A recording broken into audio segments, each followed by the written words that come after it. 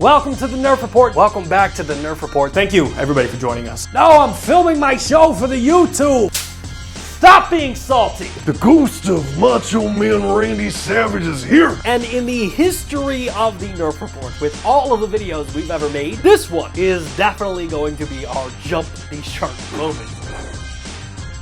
Hey, welcome back to the Nerf Report. My name is Bryant. We've got a big show lined up for you this week. Google Stadia is still alive as the company announces that they will be expanding to a brand new region in the form of Mexico. Get your backlogs ready because we got a ton of free games coming your way. The cloud gaming platform Boosteroid dropped a bunch of very interesting news that we need to dive into, and the wonderful team at Nerd Nest, Bill and Lloyd, join us to talk about cloud gaming, the Steam Deck, and so much more. That's right, we've got a massive show on our hands, so please sit back, enjoy this week's episode of the Nerf Report. Are you listening? All right, this week's show is a 3-pager. We've got 6 major stories, so let's kind of jump into the first one. Google Stadia is coming to Mexico. I'm so thankful that we did Nerf Report in Espanol.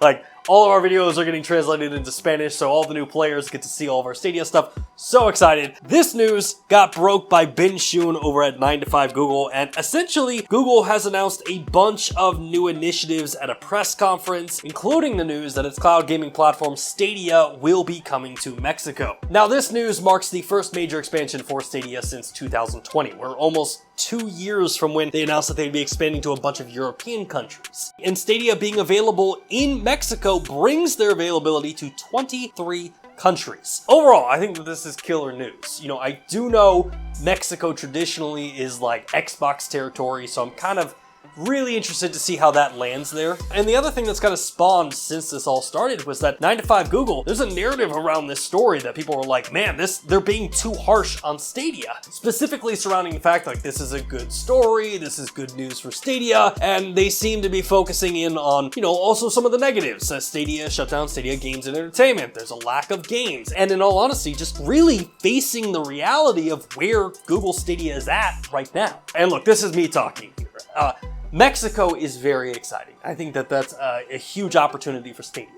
But Mexico does not solve the fact that we're only at like 30-something games on Google Stadia for this year, and both Xbox Cloud Gaming and GeForce Now are yards ahead of where Stadia is at. The Mexico announcement from Stadia does not bring games like Guardians of the Galaxy, Elden Ring, or Lego Skywalker Saga to the platform. Yes, potentially having new players could bring the game to the platform, but in its current state, that problem is not solved. Yes, this announcement of Stadia moving to Mexico does bring the potential of new players coming to the platform, and hopefully more developers who see a larger player base. But without day-and-date releases, without titles to attract people to the platform, and without communication from the actual company to keep people interested, none of this changes. And I understand that I'm only talking about like a small segment of the Stadia community, and they're the most diehard Stadia supporters out there, and I don't fault you for doing it. Enjoy your platform,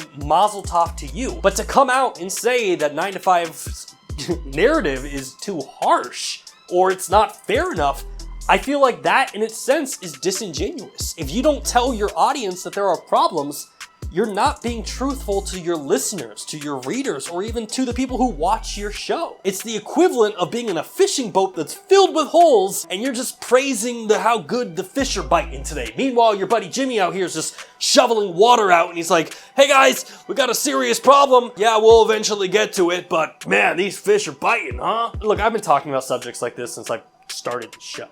Anyone who purposefully goes out and changes a narrative is doing more harm. Just because a narrative doesn't make you feel good or doesn't make you have warm feelings inside doesn't mean that that narrative isn't true. And to tell your audience or tell people who are following you that, hey, this guy is being too harsh and he's not being truthful, that's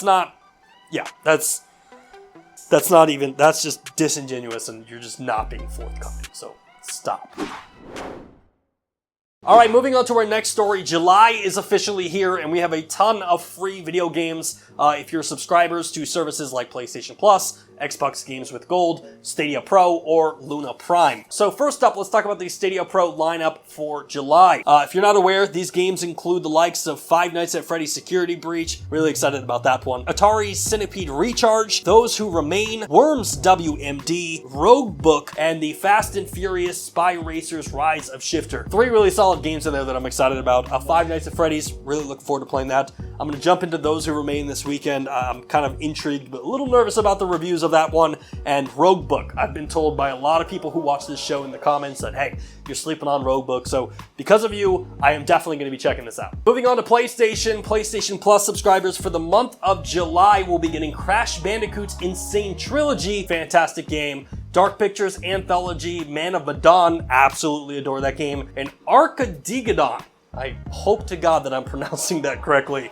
2 really cool games. I'd never played Arcadigadon. I might be sleeping on that one, but Crash Bandicoot Insane Trilogy, if you haven't played it yet, highly recommend that. Friend of the show, Jem, absolutely obsessed with that game. Rightfully so. It's a blast. Dark Pictures Anthology, Man of Medan. It's one of the better Dark Pictures video games. And if you're into horror games, choose your own adventures, definitely check that one out. All right, let's talk about Xbox Games with Gold. Now remember, this is separate from Game Pass. Tons of games come to Game Pass in the month of July. These are just the games that will be coming to Games with Gold subscribers or Xbox, is it Pro? Xbox Live memberships. That's what we're talking about here. Xbox Games with Gold subscribers will get Beast of Moravilla Island. Never heard of that game before. Relitica. I struggle. Relitica. I don't know. Relitica. We'll put it right here on the screen. I don't know if I'm pronouncing that correctly. Thrillville Off the Rails and Torchlight, which Torchlight, if I'm not mistaken, just showed up on Netflix Gaming via mobile. So that's really interesting that it's like actually free to play on Xbox as well. Solid lineup. I've only played one of those games, that being Torchlight, but the other ones I'm sure are fun. And finally, moving on to Amazon Luna Prime Gaming. So this is Luna Prime. If you're an Amazon Prime subscriber, these will be the games you'll be getting for the month of July. Mega Man 11, Overcooked 2, Skatebird, and Castlevania Anniversary Collection. Skatebird might be the title that I would pull out of there and be like, play that game. Definitely check it out. If you're a fan of Tony Hawk, it's essentially a skateboarding simulation game, but you're skating as a bird, hence the name. And honestly, when you look at them all together, July is a solid month for gamers. So really excited to kind of see some of the new games that get announced this month. But from what we can see from the subscription models, plenty of games to play this month.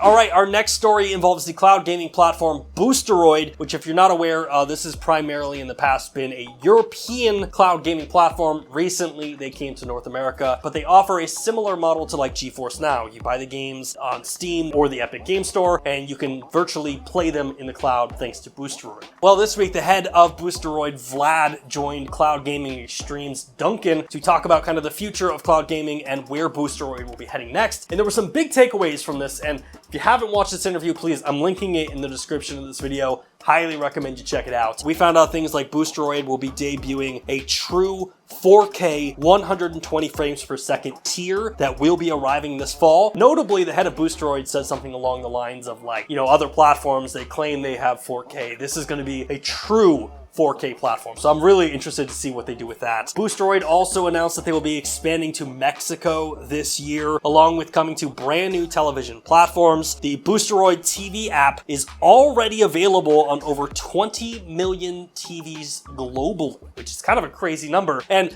this was something that I took away from this interview that I had no clue. When you're playing the TV app, obviously you can sync your controller via Bluetooth, but Boosteroid also offers a gamepad app that you can go to the App Store on Apple or on Android, and you can get a virtual controller that you can then sync to your television and play your Boosteroid games via TV. And the final big takeaway for me was a quote from Vlad, where he said that in 7 to 10 years, 90% of gamers will be playing via the cloud in some form. And I think that that's a really kind of good way to think about it. Like, we oftentimes talk about cloud gaming because it's kind of what we focus here on the channel, and we're just like, man, when's it gonna happen? But we're also in the early stages. So while we want to see the Stadias and the GeForce Nows and the Lunas and the Boosteroids of the world, act like the PlayStations, we're in the long game. This isn't it's not a race, it's a marathon. Let's actually get to the end and see how it goes.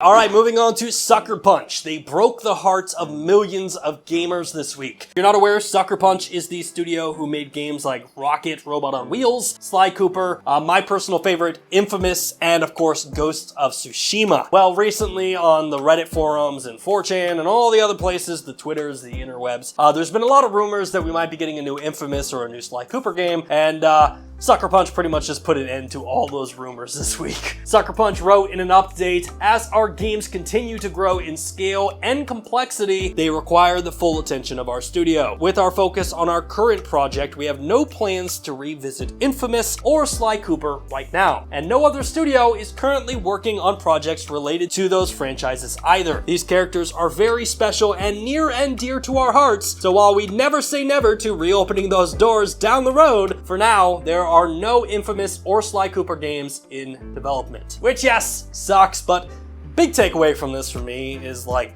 look at Sony's freaking library. Like, based off of just IPs that they're not using, they literally have a gold mine. You have God of War, Horizon, Spider-Man, Uncharted, all of those, but then you also have things like Sly Cooper, Infamous, The Order, SOCOM, Resistance, Killzone. It just goes to show just the breadth of what PlayStation is capable of doing.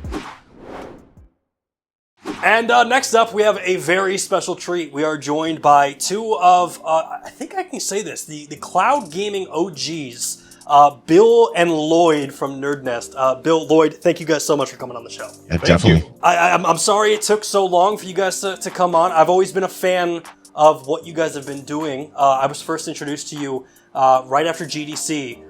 Stadia cast. So I guess the first question, jump there. Is that where you guys started creating content, or what's your origin story for a superhero context? Sure. Yeah. I've been creating video game content since 2005 or something ridiculous. I started out doing right when the PSP came out, the PlayStation Portable. I loved that device. And if you can notice a theme here, I really love a device, I start doing a podcast about it. And that's kind of what happened with the PSP, and then moved quickly into Nintendo for Nintendo Pulse and Wii Spot, which was we started with DS Life, which was the 3DS, or just the DS actually. The DS Lite had just come out, and then we started up. I registered a domain called Wii Spot just because when the Wii was made, or the announcement was made for the name, I had to come up with comedy domains, so I came up with a bunch of them, and that kind of turned into another podcast, and then they were mushed together into Nintendo Pulse, and that's where I met Bill, and then we followed each other's content, did some stuff for a short period of time, and then Nerd Nest became a thing. So I don't know, what about your journey there, Bill? I started out with, there was a podcast that I did. There was one episode. It was called, well, actually, you go back a really, really long way. This is back before podcasting was really a thing. There was this, I worked at an ISP, and that ISP, we had really good internet. This is back in the days of dial-up, and there was the show that I used to watch, and I'm not even joking. This was video content back in the days of dial-up. It was on this network in New York called the Pseudo Network, and they had a video podcast about video games. I can't even remember what it was called, but then that company shut down, and then the owners, Scott Rubin, started a new show called the All Games Cast, and I used to send in RPG news to that podcast, and it was recorded on this terrible Packard Bell microphone. I can't believe they ever played any of my stuff. And then fast forward to, I decided I wanted to start a podcast of my own. This was many, many years later, and I did one episode of Arcatan's Arcade, which I liked the alliteration, but I quickly realized nobody was going to be able to spell Arcatan, because people in my WoW guild couldn't spell they always called me Artican. And so I was like, I need a better name. And so then I made a show called Run Jump Stomp, which I did for a long time. And then I did Nintendo Switchcraft when the Nintendo came out, and that's how I ended up meeting Lloyd. And then when Stadia got announced, I was basically live on my Twitch channel at the time, and I said, I'm going to do a podcast called Stadia Cast, and Lloyd happened to be watching at the time, and he says, oh, Bill, you beat me to it. And I said, no, I didn't, because you're going to be my co-host. I didn't even ask him. I just like, yeah, I need a co-host. That's you, buddy. And so we ended up starting Stadia Cast, and then that ended up turning into Nerd Nest, and Nintendo Switchcraft ended up switching over to Games with Bill because I just didn't have enough Nintendo news that I wanted to talk about, and that's where we are today. I'm curious for each of you. Bill, you can take this one first. What drew you to Google Stadia to begin with? Convenience, absolutely convenience.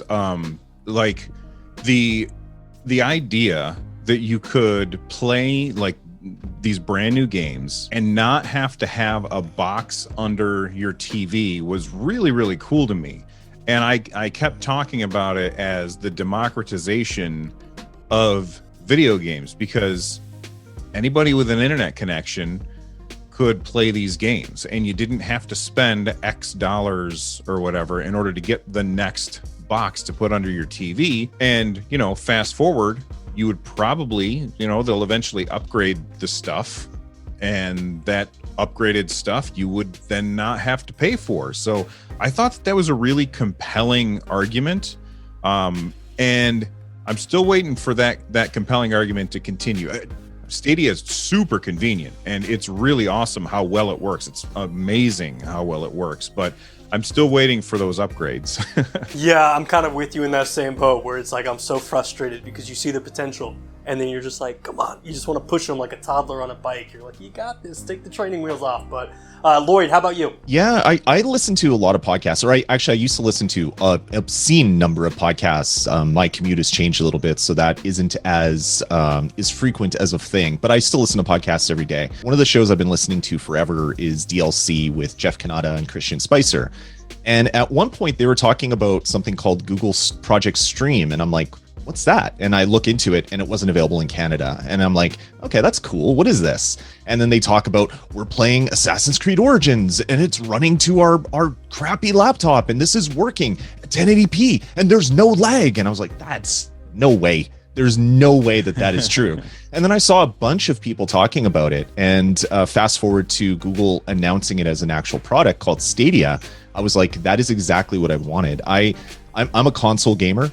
You can see behind me, I have cartridges and discs and all that stuff. I like plugging a thing into a thing to play a thing. And then I thought about cloud gaming is like, wait a second, I don't have to buy the console. Google bought the console. Google's fronting me a console. I just have to buy the games. And I thought that was such an amazing idea for a console. They had proven that through Project Stream that it works. 1080p was fine. And then they come out and they're like 4K, 60 frames a second. And I'm like, no way, that's not going to happen. And then as it got closer to everything, like we started the show, we talked about it forever. And it turned out to be everything that I didn't think it could be, and so much more, which was kind of amazing for kind of not the first platform in the market, but kind of like the first standalone platform that wasn't run your Steam games on this thing or run this console version of a game over the internet at 720p. So yeah, I'm a big tech guy, and new tech like that just got me super, super interested. Jumping into that kind of new tech feel, Samsung's gaming hub is kind of the big new talk of the market. GeForce Now, Google Stadia, and Amazon Luna are now all officially on Samsung Gaming Hub as of this week. So I'm curious, what are your guys' thoughts on that? I think it's fantastic that Samsung, I mean, I'm not going to run out and buy a Samsung TV for that feature, but I feel like I said this a lot of times on Stadia Cast, over time, that kind of thing, it's not going to be something that sells the TV, but it's going to be something where if you have the TV and you turn that on, that's going to be like, oh, that's really cool. I didn't know about that. All I have to have is a controller. Fantastic. Everybody's got a controller in a drawer somewhere, and if you can get it to connect to the TV, that's going to really help GeForce Now, Luna, Stadia, and probably any of the other cloud gaming platforms as well. I think it's awesome that they're doing that. Yeah, I agree. That's kind of something that we've talked about for a long time, that Stadia in its inception was that it was this little tiny thing you plug into a TV and you forget it's even there, and it just works, and it just works. And then they came out with their TV apps, and other companies came out with their TV apps, and those are great. I'm not saying there's anything wrong with them, but taking all that stuff and aggregating it into one central repository of sorts is definitely where the industry needs to go, because with all the announcements over the last couple of weeks of new streaming services that are coming to North America and other parts of the world, what I hate personally is having some of my games in Steam and some in Epic Games Store and some on Xbox and some on this and some in Stadia and some on GeForce Now. Well, actually, those are in Steam, so that one's pretty easy. I hate that. I hate having all my stuff in various compartments that I can't see everything at once. Having an app where it'll show you the games that you're playing, it'll show you the games that are available, and it'll be like, oh yeah, I was playing this game on GeForce Now, I'm just going to jump right back into it. I think that's huge, and I'd be super surprised if the rest of the kind of the higher end television market doesn't just ape that and steal that idea, because it totally makes sense. Just like TVs nowadays, especially if you're using an Android TV, will aggregate all the TV stuff that you're watching across all the different services. It just totally makes sense to have that done with gaming as well. Yeah, I think the one interesting thing, and you guys kind of alluded to it earlier, is that with Stadia, the original idea was, okay, you don't need a console, you don't need a high-end PC, it's kind of democratizes it. And Bill, you hit it right on the head. I looked it up, Samsung 55-inch TV is like $2,000. So it's like, in order to embrace this, you got to go get a $2,000 TV. So really where I hope to see this is kind of what you were saying, Lloyd, is, you know, let's see this on LG, let's see this on Samsung, let's see everybody begin to kind of play ball and kind of have it, because there's nothing worse than being like, oh, do I own this game on Stadia, or do I own this game on Epic, or do I have to re-up my Game Pass subscription in order to play this? It's just, having one place that can not only curate the games but allow you to play them all would be fantastic. And, you know, to kind of piggyback on that is the thing that a lot of people misunderstand about cloud gaming in general, because you're not buying a box to put underneath your TV, it doesn't have to succeed immediately. It can play the long game, because like with like say the Nintendo Wii U, that thing failed hardcore. I have one. It's an awesome system, but it did not sell well. And because it didn't sell well right out of the gate, everybody abandoned it. And, you know, they stopped manufacturing it, and eventually they stopped selling them in stores. With a cloud system, like, they can do this, the tortoise and the hare kind of thing, where they slowly build over time and they keep getting better and better and better incrementally, instead of having to have everything go gangbusters on day one.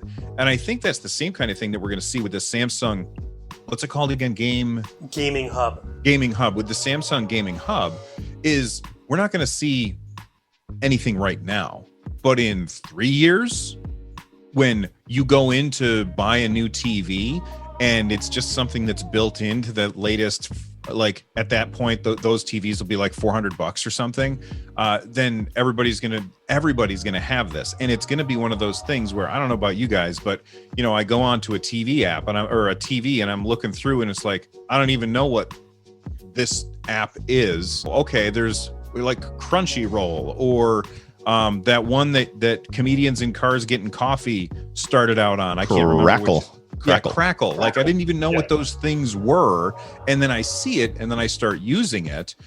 The gaming hub could be the same way, in order to get things like GeForce Now, Xbox Cloud Gaming, Luna, and Stadia out there. And I think that that's awesome. It's a very, very exciting concept. And I'm curious, one of the questions I had for you guys was, where do you see the cloud gaming vertical going?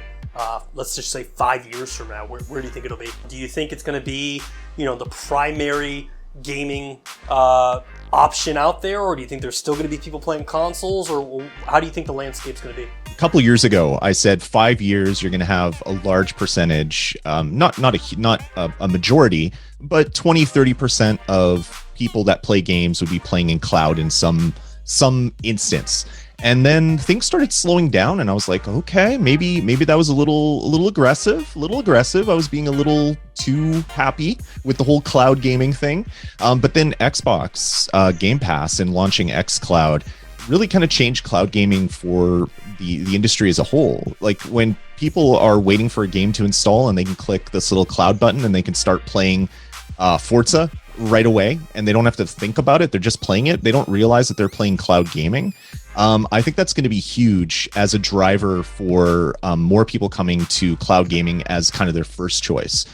Stadia's done an amazing job recently with their playable demos. The fact that you can go to a web page, there's 75 demos there. You can play them between a half hour and 2 hours. So you're giving every single person on the internet that's in a supported region, 150 hours worth of content to go experience for nothing, $0.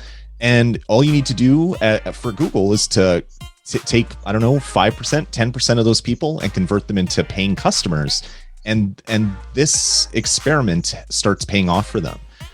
So I don't know, maybe my thoughts a couple years ago about 5 years being 30% was a little bit aggressive, but maybe not now. Maybe 5 years from now, you're going to see 30+% of people that play video games that use more than just say their phone, that use consoles or whatever, PCs even, playing in cloud streaming just because it is easy. And all you need is for the next Cyberpunk to happen where the only good place to play it is Stadia or Luna or Boosteroid or whatever happens to be the winner of whatever the next broken game lottery is.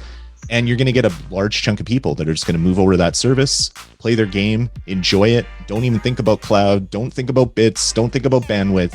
Just play the game. And that's going to start converting people to being cloud first gamers. And I do agree with that, Lloyd. I do think, however, that, boy, I want to say that I was really bullish on cloud gaming, and I still feel like I am.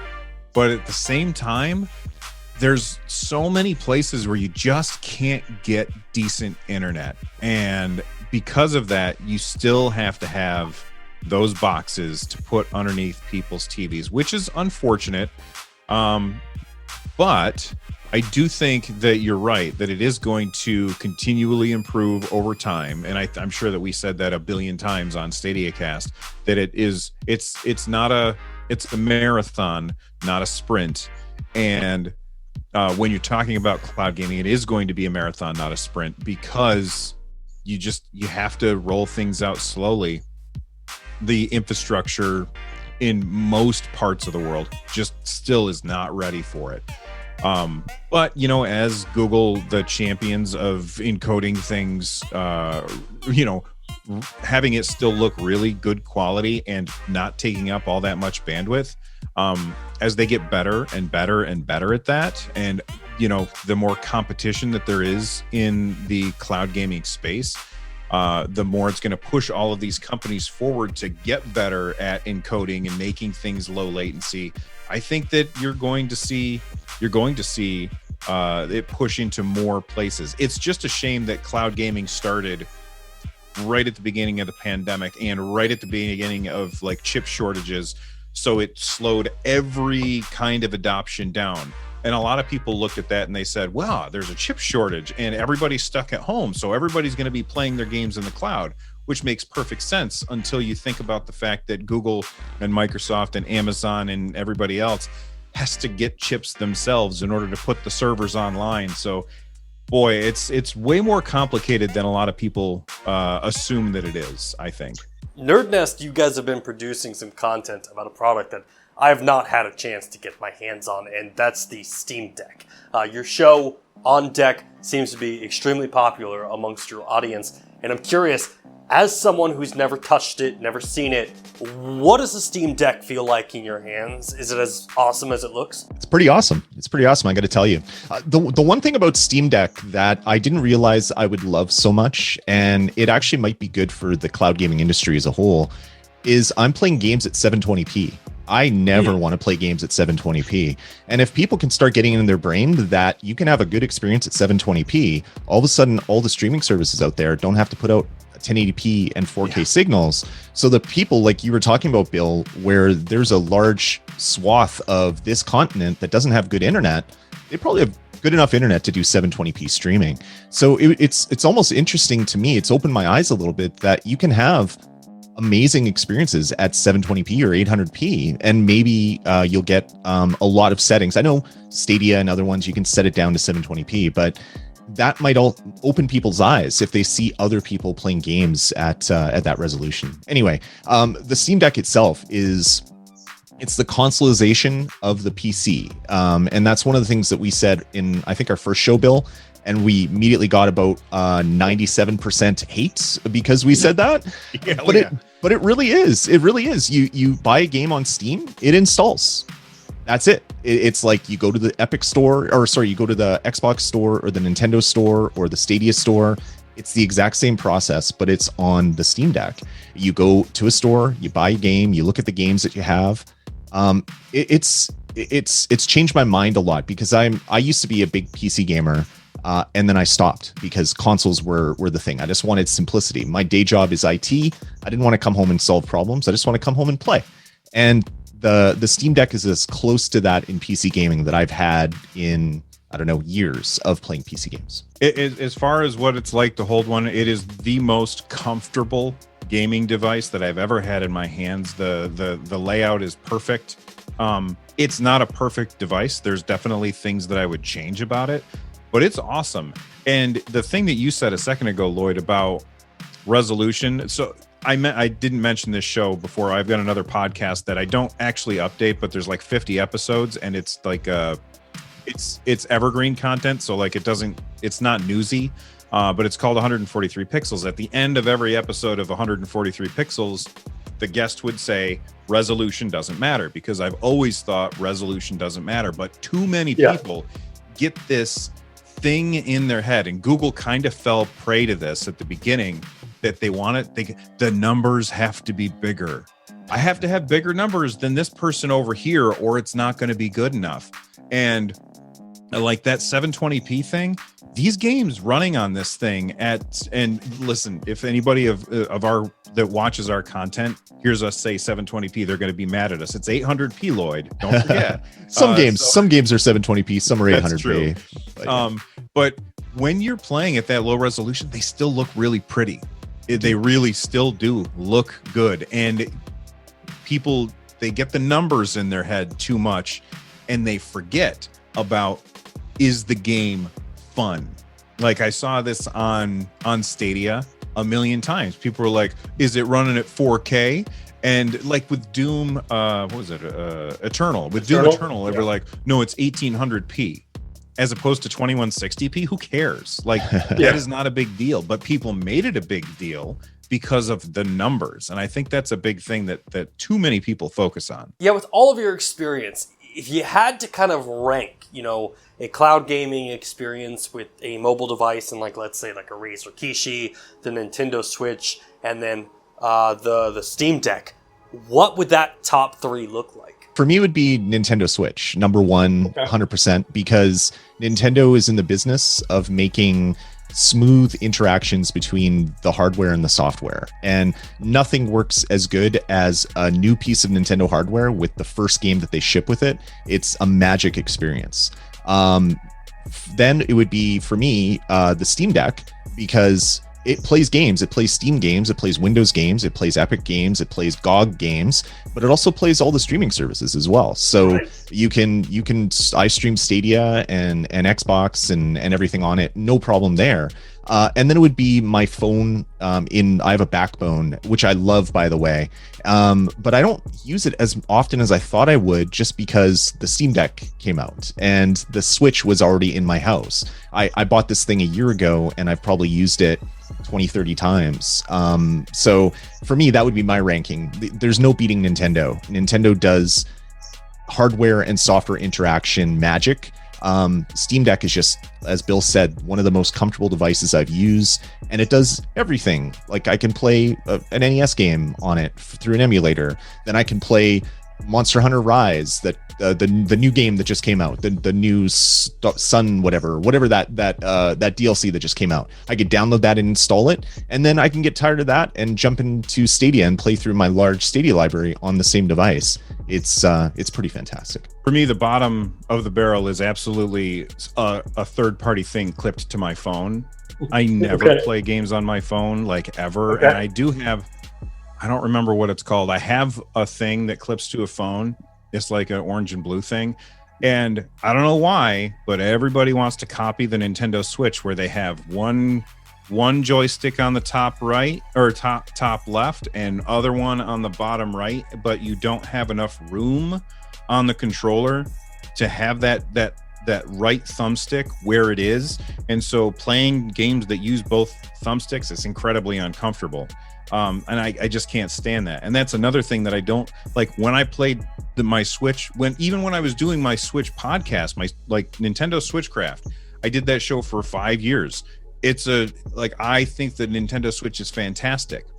Almost always I played it docked because it's uncomfortable to play, because they wanted it to be as portable as possible. Nintendo had, they put it on a scale someplace, and they said on this side it's going to be super portable, and on this side it's going to be super comfortable, and they skewed more to the more to the portable side, and they gave up on some of that comfort. Where the Steam Deck, they went on the other side. They made it way bulkier. Like, this thing is not going to be in your pocket like the Nintendo Switch could, but at the same time, when I hold it in my hands, it's so much more comfortable, and it just kind of melts away, and you just focus on what's happening on the screen. Plus, you have all those other input options on the Steam Deck. So for me, it's going to be Steam Deck, Nintendo if it's a Nintendo game, and then 30 miles below ground is going to be a thing clipped to my phone. Have you all been following the rumors about Xbox possibly coming out with a mobile device? What are your thoughts on that? I mean, do you think there's still a market for that? We've got the Steam Deck, we've got the Nintendo Switch, and now we have all these cloud gaming offerings that simply just run on your phone. Do you think there's an area for like an Xbox portable? I think so. I'm going to take the same question that you said, and let's go back in time. We've got Sega and Nintendo and Sony. They've completely got the gaming market sewn up. Is there room for Microsoft? Really? True, that's a really good point. It's the same exact thing all over again. There's always room for somebody to come in. Remember MySpace? There's always room for somebody to come in and disrupt the environment. And I think that Microsoft could do that. I don't know that they will, though. And if they did, I think that they would want it to be like a streaming device where you would use it with your Game Pass subscription, and it would just like tether to your phone or something, or use Wi-Fi in order to stream those games to you at a low resolution, like Lloyd's been doing with his Steam Deck. What do you think, Lloyd? I think it can happen. I don't think it will happen. I know the rumors are out there, and I also know that companies do a lot of R&D, and they produce a lot of products that are amazing that never make it to market. I know Microsoft is working on that streaming stick. They really want to get that thing out there, and I think that is a super smart thing for people that don't want to go buy the $2,000 Samsung TV, but they still want to stream Xbox games. That is going to be huge. I have no doubt in my mind that they are working on a portable. I don't think they're going to bring it to market. I would love to be wrong, because I'd love to see what a Microsoft handheld looks like. That's kind of always been the joke in the industry when the DS was out, and then the Vita or the PSP was out, and it's like, okay, what's Microsoft gonna do? Are they gonna come out with the XPad or something? And it's been a joke for many years. I'd love to see what they would actually do as a piece of hardware you can pick up in a store and bring home. Yeah, it's interesting because when you look at the market and you see kind of what everybody's doing, Nintendo has always kind of been like this walled off garden. They're very similar to Apple in that sense. That Nintendo works with Nintendo, nothing kind of leaves. But that's the company that I'm most interested about in the next 5 to 6 years, because you already see Sony, you already see Xbox, you see PlayStation, they're all kind of making their moves in the cloud gaming space. Nintendo's the one that is kind of flirting with cloud gaming right now, with games kind of running on the Switch. I'm curious, do you both, with all of your history of kind of following Nintendo, do you see a day that we could possibly have a Nintendo app on a television or a Nintendo app on your phone, similar to the way we do with Game Pass, Stadia, or GeForce Now right now? Personally, I don't think there'll ever be a Nintendo app on a television unless it's some sort of Nintendo classic app. So instead of selling you mini consoles, they sell you an app that you pay an annual fee for to access NES games or something. I could see Nintendo doing that, but that would be way down the line. Nintendo's always been the company that innovates. Like every major control innovation that has come to the industry, Nintendo kind of did first. They did the D-pad first. They did the layout of a controller first. They did the kind of everything with shoulder buttons and rumble and analog sticks and motion controls. So I think Nintendo is always going to innovate on the hardware side of things because they want to wow people with the Nintendo Magic, where you play the game on the launch day console and it's not something you could play anywhere else. That is Nintendo's bread and butter. Yeah, I'm going to agree with Lloyd here. I also think like the reason that you go to the cloud is because you don't have hardware that can run things locally, essentially. That's not the only reason, but that's one of the main reasons. And Nintendo has always said that the way that they like to do things is they like to use older technology in new ways. And it makes a lot of sense for them to do it that way because using older technology in new ways is cheap. And so that means that they make money on hardware sales, and they are the only ones that make money on hardware. And I don't know if you're aware, but they make a lot of money. They're not starving right now. No, and I don't see them. Boy, if there's one thing that Nintendo does poorly, it is online. They do it so terribly compared to everybody else. And so I don't see them going to the cloud route for a very, very long time. Again, old technology in new ways. When everybody else is in the cloud and Nintendo's still like, old man yelling at the clouds, I think that eventually, maybe someday, but it's going to be an exceedingly long time before we see that. And everybody else is going to be like, what took you so long to get here? Well, I got two last questions for you guys, and they're kind of quick and brief, so we can let you kind of go on your way. What is your favorite game so far this year? Teenage Mutant Ninja Turtles, Shredder's Revenge. Is that good? It's my game of the year so far. It's a nostalgia punch. So if you don't want to get punched with nostalgia, and if you love Turtles the way that I did, I was a huge Turtle fan from when I was a kid. Love the original cartoon. Love everything to do with Turtles.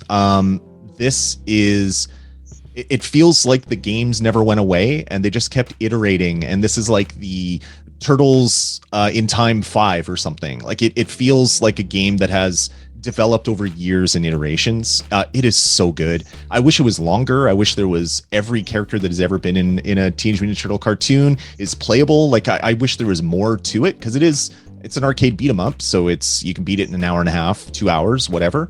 But it is such a great game. And that for me right now, that is my favorite game that has come out this year. Yeah, I've been watching that game from the sidelines, and I played it I kind of like you in the old arcade of playing the beat 'em up and that. But the one that it's given me hope for is that maybe we'll get to see them have The Simpsons get a similar treatment and just kind of redo it like they did with TMNT. I think that would be a great choice.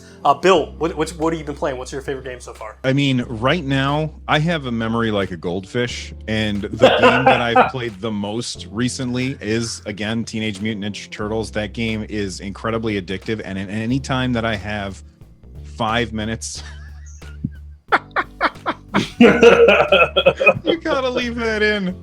That is so weird. Yeah, wow, look at that. Gotta turn that off. Sorry. Anytime I get like an extra 5-10 minutes, I usually sit down and play Ninja Turtles. But that game just came out, and so it's super fresh in my mind. If you ask me in a couple of weeks, I'll probably say Monster Hunter Rise Sunbreak, because Monster Hunter Rise was one of my favorite games from last year, and I've been I've been talking about Monster Hunter like nonstop all year because that game is just my absolute jam.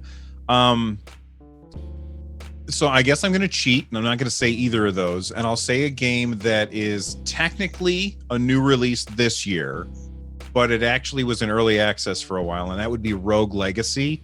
I've got a Rogue Legacy 2. I've got, I don't know, like 40 hours in Rogue Legacy 2, and that I just got it, a month ago? It's so good. It's so fantastic. And it's one of those games you just go in and you keep playing, and it's super addictive. It's got a wonderful, concise, and satisfying gameplay loop, and I just I adore that game. So that's kind of a good segue into the next question, and I guess excluding Monster Hunter, what game on the horizon are you paying attention to that has you excited? The only game that I can think about now that I'm not playing and can't play for the next 9 months or whatever is Starfield. I love Elder Scrolls. I love Fallout. I love big open world RPGs, and everything that they're showing about Starfield has me very, very excited.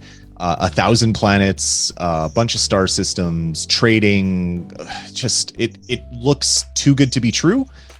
No Man's Sky also looked too good to be true, and it was at launch, but it's turned into quite the game. So I hope Starfield doesn't have the same stumble out of the starting blocks as No Man's Sky has. I was so deep into No Man's Sky when it came out. I think I have like 1,000 hours in that game, and I made it to the center, and the game just resets. And I was like, what the heck is this? Like, I didn't want to buy into any of it. And when I saw Starfield, I was like, please, for the love of God, just knock this out of the park, because you're coming off Fallout 76, which was a little rough, and then you're coming into the No Man's Sky territory, and I'm with you. It looks great. I'm definitely going to check it out, but it's just one of those that I'm like, come on, you can do it. Well, if he's allowed to pick something for next year, then I'm going to say in about 9 months, Breath of the Wild 2. That's going to be, I cannot wait. Yes, more Link. Hopefully I don't offend you by saying this, but I've never played Breath of the Wild. Why would I would not be offended. Listen, everybody's allowed to like the things that they like, and there's way too many games in the world for everybody to play everything. So if you haven't played it yet, I highly recommend that you do. It's amazing. And if you have played it and you don't like it, then that opinion is 100% valid. That's the coolest thing about video games, is your opinion is just as valid as my opinion, even if we don't agree. Well, gentlemen, if people want to find more about you, about Nerd Nest, where should they go? So Lloyd has a podcast called Nintendo Pulse. You can find that at res.tv/NP. Good job. I'm impressed. Bill has a podcast called Games with Bill. You can check that out at anchor.fm/Nintendo Switchcraft. Is that, or did you did change it? Okay. Sorry. It just updated in my podcast feed, so I never updated that. Yeah, I didn't, like, I changed the podcast over to a new show, and so nobody had to subscribe to it. It was already, like, everybody was already subscribed. Yeah, anchor.fm/Games with Bill. And if you want to hear Lloyd and I talk about stuff together, then head on over to nerdnest.tv and check out both of our YouTube channel and our podcast all about the Steam Deck and PC gaming, which is called On Deck, wherever you listen to podcasts. Well, gentlemen, thank you again so much for coming on the show. It was a pleasure getting to meet both of you and getting to talk about cloud gaming and everything. For everybody watching at home, thank you so much for watching this week's episode. Until next time, my name is Bryant, and this has been the Nerf Report. Thanks for watching. Hey, thanks again for checking out our channel. If you like what you saw and you want to see more content just like it, which who wouldn't, hit the subscribe button right there. And while you're down there, hit the like button. Maybe even consider becoming a Nerf Report best friend, just like the people listed down below did. In fact, don't you want to see your name there? I know I do.